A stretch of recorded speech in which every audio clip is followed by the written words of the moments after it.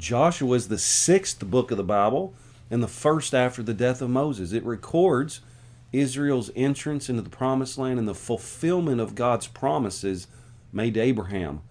The theme is victory through faith and obedience. The book divides into three main sections. You got chapters 1 through 5, that's entering the land. Chapters 6 through 12, that's conquering the land.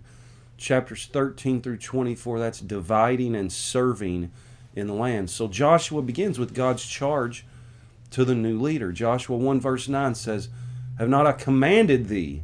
Be strong and of a good courage. Be not afraid, neither be thou dismayed. For the Lord thy God is with thee whithersoever thou goest." So the people crossed the Jordan River on dry ground, just as God parted the Red Sea for Moses to come through. So they set up 12 stones of remembrance.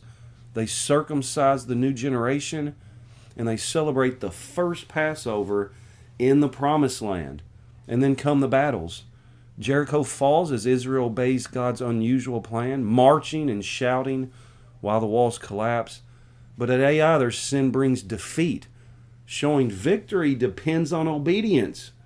The sun stands still in Joshua 10 as Joshua leads Israel to total victory, proving the power of prayer and the faithfulness of God. Joshua 10 verse 13 says, "And the sun stood still, and the moon stayed, until the people had avenged themselves upon their enemies."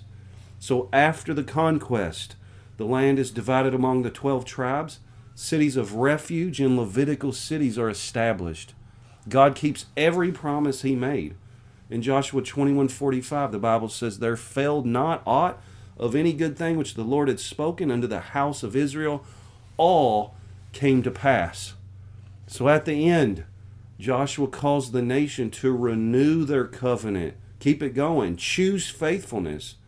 Joshua 24:15 says, "And if it seem evil unto you to serve the Lord, choose you this day whom you will serve.